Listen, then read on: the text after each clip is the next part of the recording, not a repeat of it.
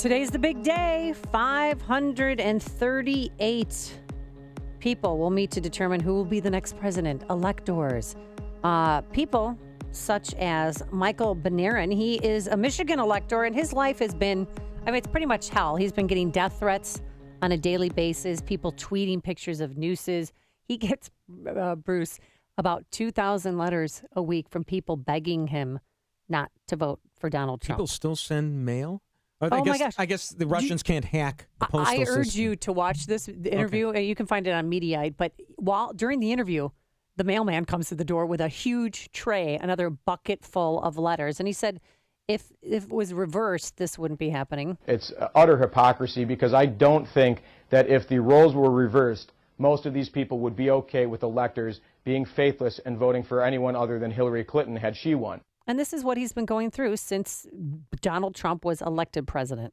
I've had death wishes, people just saying, I hope you die, do society a favor, throw yourself in front of a bus. And just recently I was reading a blog about me, and unfortunately these people not only called for the burning of myself, but my family, which is completely out of line. And there's 20 states, I think, that the law prohibits them from changing their vote.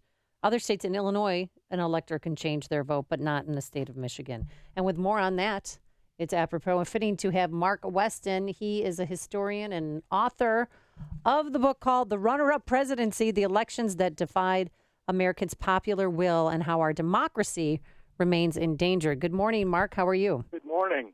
So what do you think? I mean, we have another situation where Hillary Clinton received more votes than Donald Trump, but yet the Electoral College is going to be determining who our next president will be.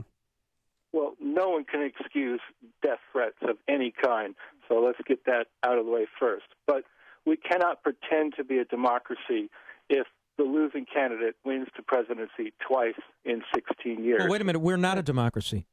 We're not a democracy, and you know that, right?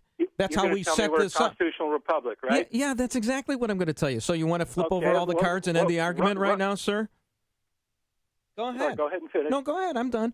Well, Russia is a republic. All a republic means is no king, no queen, no monarchy. Russia's a republic. China's a republic. Russia and China also have constitutions. You're blurring distinctions. We have a lot of freedoms. They don't. That's the reality. Well, you're trying to blur the distinction. You're trying to say that we're like the Ruskies? Are you kidding me, buddy? Go ahead. I just said you can't pretend to be a democracy. If the losing candidate wins, we are not a democracy, sir. Well, maybe we better become one. Why should we? So we should have a couple of boroughs in New York and some people out in California tell us what to do? Are you a suck toy for the left, as Dan Proft would say? California will never be in a position to tell you what to do. Okay, so why do we need the Electoral College? We don't. He doesn't. The Electoral College was a compromise. But what? Pardon? The Electoral College was a compromise with the slave states in 1787. They were afraid that they would be outvoted by Northerners, and they wanted 3/5 of their blacks allocated in the vote. Electoral votes made this possible. Direct elections did not. So electoral votes are a relic of America's original sin of slavery. So if we got rid of the Electoral College, California, New York, and Chicago would be deciding who our next president would be. California, New York, and Chicago combined are about 22% of the United States. So they will never be in a position to dictate who the president Sure they will. All the big cities will. And you're basically slurring the Electoral College by tying it to the slave states. I get that. But look. 25% of the country lives in big cities. 20% of the country lives in rural areas. 55% of this country is suburban. If we have direct elections, presidential candidates will have to go to Cicero, Anaheim, Marietta, Georgia, Levittown, New York, and that's where the candidates belong. That's where the people live. That's where the candidates should be campaigning. Don't you? You know, did you read George Will's column in National Review over the weekend? I mean, he gives the other side of it. I don't articulate it as well. All I do is, huff and puff and blow up at you. I understand that, and I apologize for my demeanor. But he says, for example, that the Electoral College shapes the character of majorities by helping to generate those that are neither geographically nor ideologically narrow, and that depict more than the popular vote does national decisiveness. For example, Woodrow Wilson won only 41.8% of the popular vote, but he was able to conduct a strong presidency based on 81% of the electoral votes. Abraham Lincoln had only 39% of the popular vote. in 1860. Woodrow Wilson and Abraham Lincoln both had the most votes in a four-way election. That is certainly not true of Trump. Trump had 46.2% and of so did the Michael votes. Dukakis, yet we consider Michael Dukakis a big loser and Trump a winner, but they both had the same percentage of the vote. And Trump certainly is going to have to pay heed to the fact that he didn't win the popular vote and the way he governs, and he's probably going to govern. He's probably going to govern like a centrist, just like everybody else probably would. But he might affect some change that would help, perhaps the conservative cause, and that's why a lot of people like me were never Trumpers.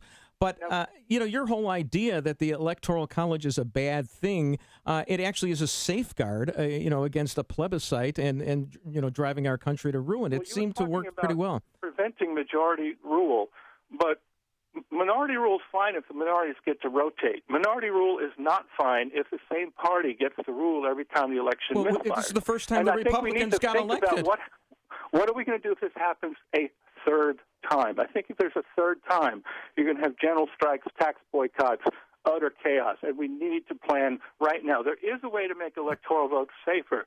In my book, I have a way we can keep electoral votes and yet reduce their distortions and make runner-up presidencies 4 times less likely to happen while still having... Would you be in favor of not counting illegal immigrants towards the population, which determines the number of electoral votes that a state has, to wit, California? Immigrants into population. Certainly, in California, yes, they count the illegal immigrants toward the population, which gives them a certain number of electoral votes. And actually, I don't know about California state law, but in terms of apportioning congressional districts and electoral votes, it is counted towards electoral votes. It is.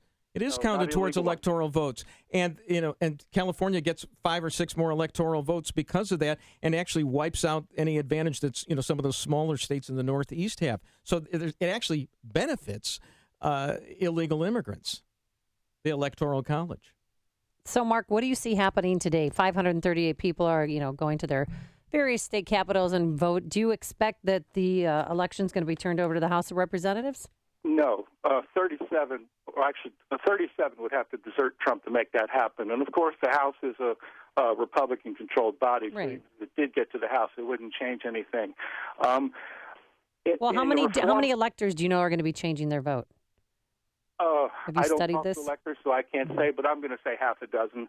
I mean, there's only been 9 faceless electors since World War I. To have any election where it's more than one is extremely unusual. In the past, it's only been when a candidate has died. But this time there might be a half a dozen. The reform I proposed in my book would have reduced Trump's 74-vote lead to 21 votes. So if 11 defected, it would change the outcome of the election according to the reform I proposed. So I'll be interested to see if it's that many.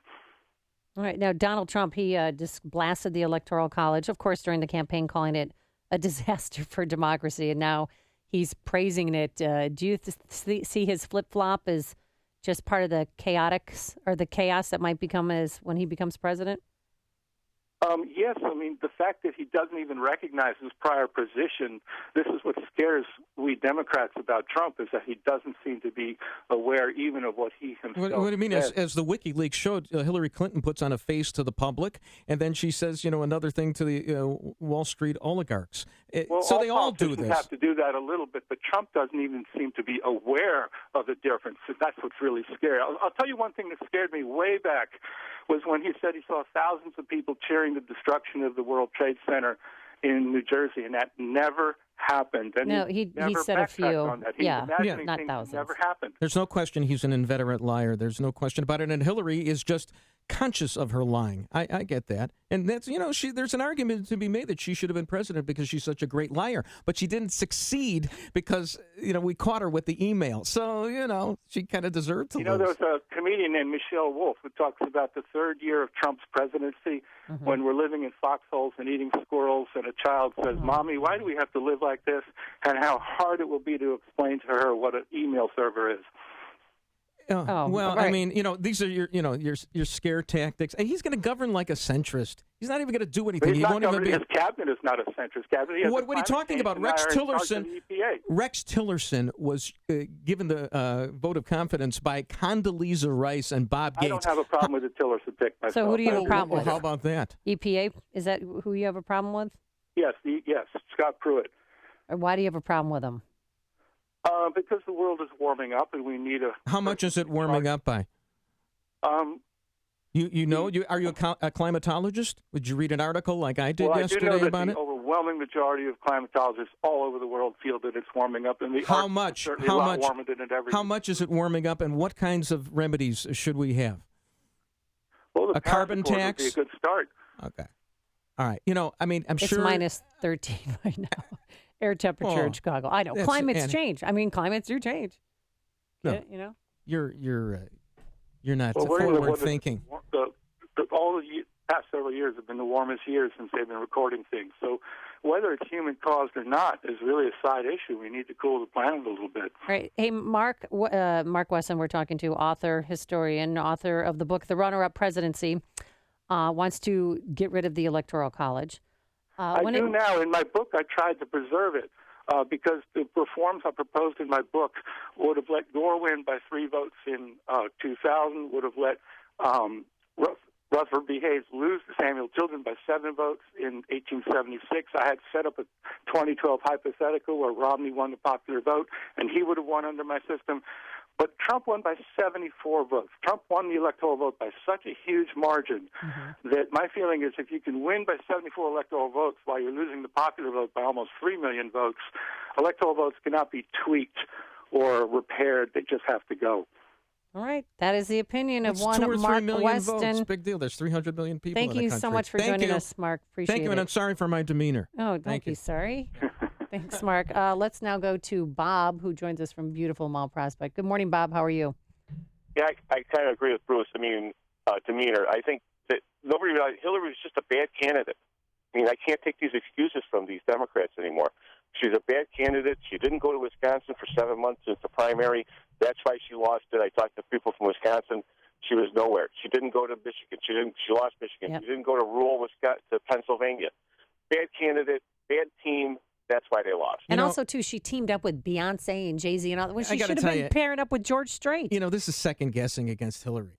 Really, at this point, I mean, it's Monday morning quarterbacking. Right. Who would have thunk that he would win, shoot the gap in all these Rust Belt states, and win by the smallest margins? I mean, it was He just won beautiful. Pennsylvania by 44,000 Just votes. beautiful. Frank in St. Charles has an idea. Good morning, Frank. Yeah, good morning. Too many people are thinking of this electoral thing versus popular with emotional views about who won, who lost, did my guy win or lose or whatever. If you do the math on it, you'll see that small states have a bigger voice than they deserve based on their population. We could use the same analogy when we vote for governor in Illinois. Why not divide the state all up by, city areas, suburban, rural, and give the rural more votes per population, and you'd have the same thing. But do you want to do that? Well, no, because in our federal system, what we're trying to do is make sure that the federal government and the presidency, the 3 branches of government, don't have too much power, that the power is reposed in the states, and they can do whatever they want. And that's why we have the majority rule in the states.